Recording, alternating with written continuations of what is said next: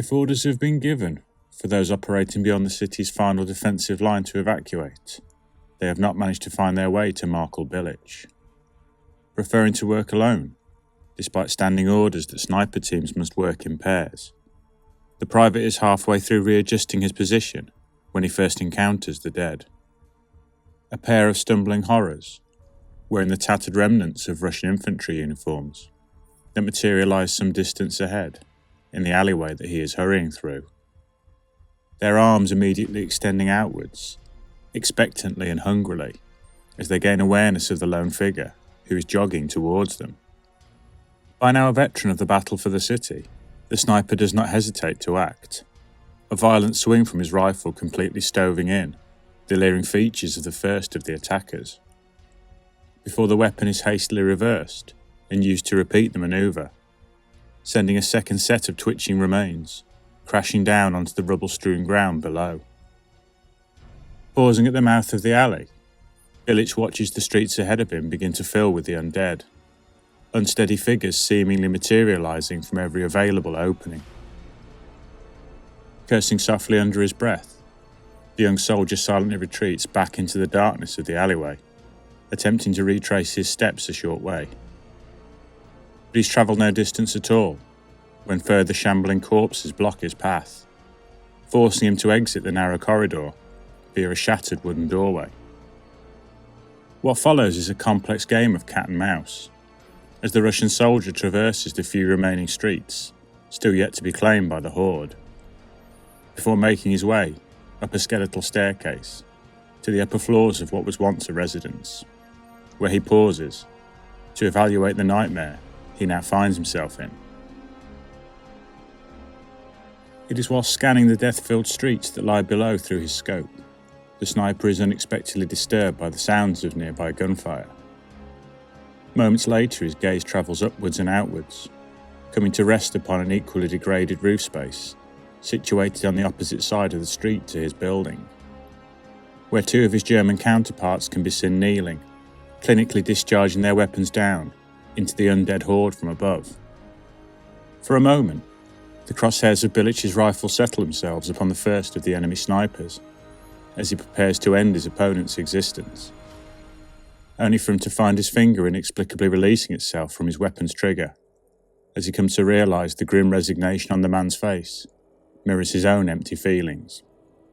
So instead, he spends the next few minutes watching the pair ply their deadly trade, becoming quietly impressed at the number of the dead they have been able to dispatch, at times finding himself wondering if he's already faced off against these two particular opponents during the duels he's fought in the days and weeks that have already passed, sometimes having been successful in dispatching the elite warriors of the invading army, sometimes quietly disengaging from such battles, as it's clear he cannot win. Like himself, both of the German soldiers he beholds are mere shadows of the young men they must have been at the onset of this grim conflict, their once youthful features having now been ravaged by the grief and the sorrow they've repeatedly been exposed to, as well as the hunger and illness that have dogged this particular battle. Then, off to the left of the image he beholds through his rifle scope, there is an unexpected development. The broken doorway that leads down from the roof where the two men are situated is being shaken violently from within. His gaze alternating between the two snipers and the sealed portal to their rear, Bilic watches on in growing uneasiness as the ending of the German sniper team's story plays out. The sealed metal door repeatedly bulging and buckling outwards, underneath an onslaught from the unyielding number of the undead who have been attracted by their rifle fire, eventually smashing wide open as countless shambolic figures stagger out into the daylight, their gazes quickly fixating on the two figures in grey uniforms kneeling before them. Almost reflexively, Bilic opens fire from his position, 3 rounds from his rifle embedding themselves into the foreheads of the leading figures lurching across the opposite roof. The sounds of his weapon prompting the gaze of one of the Germans to temporarily fall upon him, the confusion on the man's face suddenly morphing into a horrible realisation. His cry to his colleagues sending both men spinning around to catch sight of an impenetrable wall of the undead, surging towards them, offering no time for either of them to bring their weapons to bear upon the approaching threat, or perhaps to end their own lives. The uncoordinated mass of death barreling into them, not pausing for anything, instead surging directly off the edge of the roof space, sending all those involved hurtling down into the streets below, ending their lives, and those of the dead stood directly in their path. Lowering his rifle, the young Russian finds himself uncomfortably conflicted in his sorrow for the death of the two Germans, juxtaposed against his hatred for all they represented. Pondering awkwardly upon such opposition, he finally centres himself with a determination. His life will not be ended in the tragic and pointless manner that theirs has been. Rifle in hand, he turns, making his way back down the stone staircase to his rear, keen to find some means of efficiently blocking the passageway from any undead attackers. The battle for the city has already taken its toll on this building, with gaping holes having been blasted in the masonry, easily large enough for a man to fall through to their death. Bilic is in the process of considering if he could use grenades to collapse some of the lower steps, thus rendering the staircase impassable, when he pauses.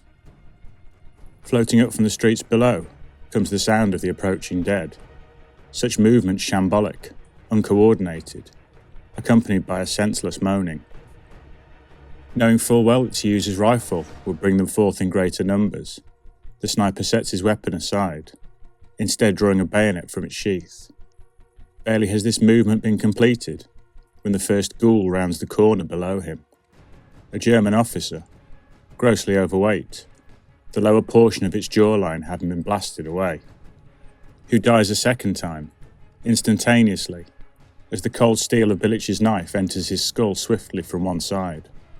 Two more corpses wearing the uniforms of pioneers follow, both meeting the same end at the hands of the Russian's blade. Their bodies piled together to form a rudimentary barrier, lined up at the very edges of a large hole in the external wall of the stairwell. A hole that Bilic is able to make bigger, smashing away with the butt of his rifle, sending a small shower of masonry down onto the heads of the dead below, who turn as one and begin to gravitate towards the building in question, slowly making their way up the staircase to where Bilic awaits them. As the first of the dead reaches the steps where the remains of their fellows have been arranged, Bilic's blade lashes forth again and again, their falling bodies hastily grabbed, pulled forwards to be repurposed, gradually widening and deepening the barrier that is being created there. Still more come, several lurching sideways straight across the stairwell, out through the gaping hole in the wall, falling pathetically to the ground below. Soon there is a surging mass before the young sniper, groaning and clawing away at him, despite his blade's best efforts to keep them at bay. Further down the stairwell comes the sound of more breaking masonry, as the pressure of so many bodies pressed against the walls causes further breaches. An irregular stream of failing corpses falls from the building down into the streets below, only serving to attract more of their fellows. Minutes turn to hours, with Bilic's right arm soon beginning to fail him, forcing him to transfer the blade to his left.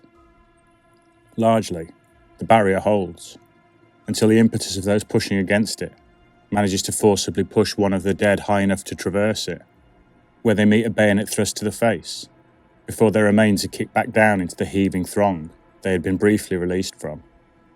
At the same time, still more are forced out of the stairwell to their doom, only for others to take their place, in a seemingly unending cycle. Time loses all meaning, its passage judged only in how often something that was once alive manages to haul itself within range of attack. Periodically, fatigue and hunger become too powerful, and Bilic loses the battle to stay conscious, awakening on several occasions to the tugging and pulling of his boots, where the teeth of a corpse are biting down hard on the leather. But still, he fights on, and still, they come, by day and by night, seemingly unwilling to tolerate anything remaining alive in this place. A million things that were once men, desperate to feast on the only remaining man that stands before them. Waving for the rest of the patrol to halt, Bulgan quietly surveys the hellish scene that is now on display before them. Whilst the building ahead presents like any of the other surrounding tenements, the streets around it are littered with decay. His eyes narrowing in thought, the recently promoted sergeant motions forward 2 of his men, ordering them to evaluate the situation further. The rest of the Siberians slowly following on, once it's clear that none of the undead here remain in any state to pose a threat to them. Quietly and carefully, they make their way up the stone staircase that gapes open before them, staring in wonder at the huge openings torn in its walls, where the force of the undead horde has simply ripped and torn holes in the wall, the brickwork having exploded outwards. The number of bodies increasing exponentially with each passing floor, until the platoon can go no further, having to pull some free and throw them down to the street below. It's Borgen himself who stumbles across the sniper, lying inert behind the barrier, the boy's knife nearly opening his throat wide open before he's able to duck back out of range. It takes several minutes, and many more members of the patrol to eventually subdue the survivor, whose eyes remain wild and confused, even once they've done so. Every day, and every corpse has taken its toll on this brave soldier of the motherland, who the patrol are now expected to liquidate, in order to bring this incident to an end. But like the rest of the Siberians who hold on tightly to the youth, Borgen Passar cannot bring himself to follow this order. Instead, reaching back into his satchel, in order to remove the white camouflage poncho that had once belonged to his friend Aldar. They do not yet know Marko Bilic's name. They do not care to. But once he's defeated his demons, he will become a part of their unit. His secret becoming just one more part of their work, to cover up the far darker and more damaging secret that first caused this incident. For he has earned that right, not only through his skill, but also through his suffering.